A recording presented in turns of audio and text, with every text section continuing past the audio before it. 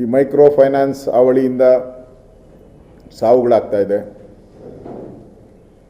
ಕೇಳೋರಿಲ್ಲ. ಬಾಣಂತಿಯರ ಸಾವು ಸರಣಿ ರೀತಿಯಾಗಿ ಎಲ್ಲ ಆಸ್ಪತ್ರೆಗಳಲ್ಲೂ ಇವತ್ತಿಗೂ ಸಾಯ್ತಾ ಇದ್ದಾರೆ. ಸರ್ಕಾರ ಕ್ರಮನೇ ಇಲ್ಲ. ಗುತ್ತಿಗೆದಾರರು ನಮ್ಮ ಬಿಲ್ ಬಂದಿಲ್ಲ ಅಂತೇಳಿ ಅವರು ಒಂದು ಕಡೆ ಸಾವುಗಳನ್ನು ಅಪ್ತಾ ಇದ್ದಾರೆ, ಕೇಳೋರಿಲ್ಲ. ಹಣ ಇಲ್ಲ ಸರ್ಕಾರದಲ್ಲಿ ಕೊಡೋಕ್ಕೆ. ಅಧಿಕಾರಿಗಳು, ನಿಷ್ಠಾವಂತ ಅಧಿಕಾರಿಗಳು ಈ ಕಾಂಗ್ರೆಸ್ಸಿನ ಲಂಚ 60% ಲಂಚದ ಸುಳಿಯಲ್ಲಿ ಸಿಕ್ಕಾಕ್ಕೊಂಡು ಅವರು ಆತ್ಮಹತ್ಯೆಗಳನ್ನು ಮಾಡ್ಕೊತಾ ಇದ್ದಾರೆ. ಅದಕ್ಕೂ ಸ್ಪಂದನೆ ಇಲ್ಲ. ಒಂದು ರೀತಿ ಕರ್ನಾಟಕದಲ್ಲಿ ಈ ಸರ್ಕಾರ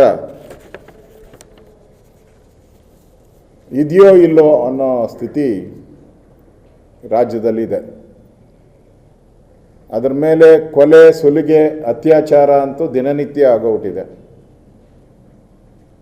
ಹುಬ್ಬಳ್ಳಿಯಿಂದ ಹಿಡಿದು ಮೊನ್ನೆ ಮಂಡ್ಯದಲ್ಲಾದಂಥ ರೇಪ್, ಬಾಲಕಿಯ ಮೇಲೆ 8 ವರ್ಷದ ಬಾಲಕಿಯ ಮೇಲೆ ಆಗಿರುವಂಥ ರೇಪ್, ಅದು ಮುಸ್ಲಿಂ ಹೆಣ್ಮಗಳು. ಅಂದರೆ ಈ ರಾಜ್ಯದಲ್ಲಿ ಗೃಹ ಸಚಿವರು ಇದ್ದಾರಾ, ಮುಖ್ಯಮಂತ್ರಿಗಳಿದ್ದಾರಾ, ಸರ್ಕಾರ ಇದೆಯಾ, ಕೇಳೋಕ್ಕೆ ಆಗ್ತಾಯಿಲ್ಲ. ಇನ್ನೊಂದು ಕಡೆ ಬ್ಯಾಂಕ್ಗಳ ಲೂಟಿ, ಹಾಡು ಆಗಲೇ 5 ನಿಮಿಷದಲ್ಲೇ ಪಟ್ ಅಂತೇಳಿ ಹಣವನ್ನು ಲೂಟಿ ಮಾಡ್ಕೊಂಡು ಹೊರಟೋದ್ರು. ಇವತ್ತು ನಮ್ಮ ಮುಂದೆ ಇರೋವಂಥದ್ದು, ಇದುವರೆಗೂ ನನಗಿರೋವಂಥ ಮಾಹಿತಿ ಪ್ರಕಾರ 24ರಿಂದ 25 ಜನ ಮೈಕ್ರೋ ಫೈನಾನ್ಸ್ ಅವಳಿಯಿಂದ ಸತ್ತಿರೋವಂಥದ್ದು ನಮ್ಮ ಕಣ್ಮುಂದೆ ಇದೆ. ನೆನ್ನೆನೂ ಕೂಡ ಹಾಸನದ ಜಿಲ್ಲೆ ಅರಕಲಗೂಡಲ್ಲಿ ಮೈಕ್ರೋ ಫೈನಾನ್ಸ್ 3 ಮೈಕ್ರೋ ಫೈನಾನ್ಸ್ ಕಂಪನಿಗಳಲ್ಲಿ ಸಾಲ ತೆಗೆದುಕೊಂಡು ಆತ್ಮಹತ್ಯೆ ಮಾಡಿಕೊಂಡಿರೋವಂಥ ಒಂದು ಘಟನೆ ಜನರ ಕಣ್ಣೀರು ಬರುವಂಥ ಸ್ಥಿತಿಗೆ ತಂದಿದೆ ಈ ಸರ್ಕಾರ. ಮುಖ್ಯಮಂತ್ರಿಗಳು ಸಭೆ ಮೇಲೆ ಸಭೆ, ಮಂತ್ರಿಗಳು ಸಭೆ ಮೇಲೆ ಸಭೆ, ಕ್ಯಾಬಿನೆಟ್ ಮೀಟಿಂಗು. ಕಳೆದ 10 ದಿನದಿಂದ ಭಜನೆ ಮಾಡ್ತಾ ಇದ್ದಾರೆ ಕಾಂಗ್ರೆಸ್ ಸರ್ಕಾರ. ಏನು ಅಂದರೆ ನಾವು ಕಠಿಣ ಕ್ರಮ ಅಂತೇಳಿ ಭಜನೆ ಹೊಡಿತಾ ಇದ್ದಾರೆ. ಇಷ್ಟೆಲ್ಲ ಭಜನೆ ಹೊಡೆದ್ರೂ ಕೂಡ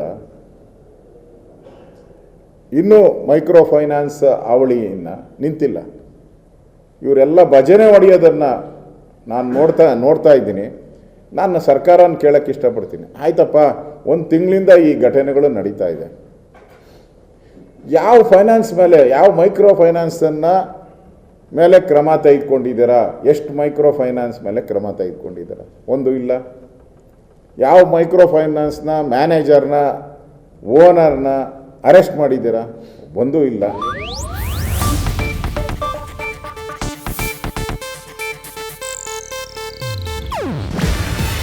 ಇದು ಏಷ್ಯಾನೆಟ್ ನ್ಯೂಸ್ ನೆಟ್ವರ್ಕ್ ಪ್ರಸ್ತುತಿ.